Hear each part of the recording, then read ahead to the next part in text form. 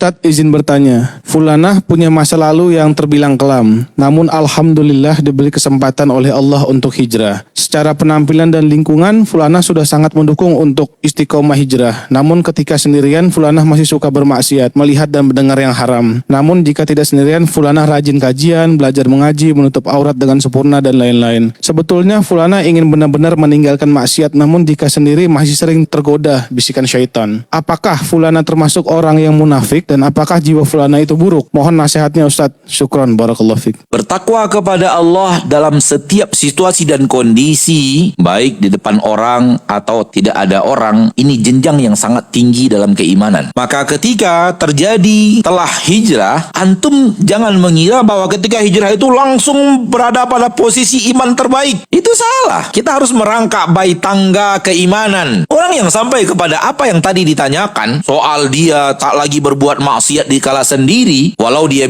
sudah bisa ketika ada orang dia tidak berbuat maksiat, namun kesendirian masih tergoda berbuat maksiat. Namun bagaimana caranya menjadi orang yang di saat sendiri pun tak tahu?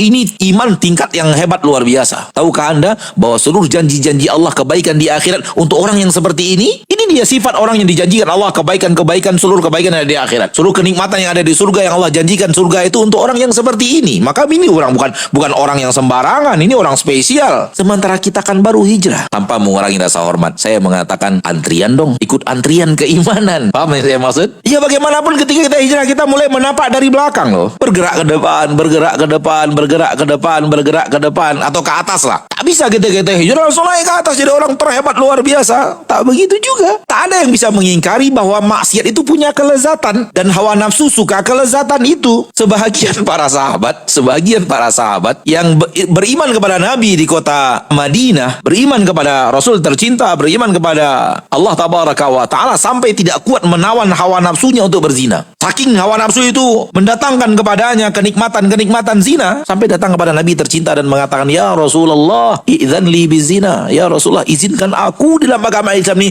melakukan satu pelanggaran saja bernama zina. Subhanallah. Karena memang itu dicintai hawa nafsu. Maksiat itu dicintai hawa nafsu. Ada kenikmatan dan kita disuruh melawannya, itu makna mengekangnya. Kalau hawa nafsu mencintai kemaksiatan dan merasakan indahnya kemaksiatan, maka hal yang lumrah ketika kita baru hijrah masih sulit mengawal keimanan, menata keimanan, meningkatkannya lebih kuat lagi, lebih bagus lagi, maka bersabar, berusaha, berikhtiar. Dan nasihat ana kepada saudara atau saudari ana yang tadi bertanya, Allahu alam, berusahalah menghindar dari kesendirian untuk sementara waktu. Berusahalah untuk menghindar dari kesendirian ketika ada godaan untuk berbuat maksiat di kala sendiri. Larikan diri dari kesendirian itu. Pergi kemana gitu? Ke masjid, pergi cari kawan, pergi ke tempat keluarga, pergi ke tempat saudara, pergi ke tempat yang ada orang, sehingga godaan tadi untuk melakukan hilang, balik lagi ke kamar. Wallahu ta'ala alam. Karena memang berproses untuk sampai kepada jenjang yang tinggi tadi. Dan lakukan terus usaha, lakukan terus ikhtiar dan doa kepada Allah Tabaraka wa Ta'ala.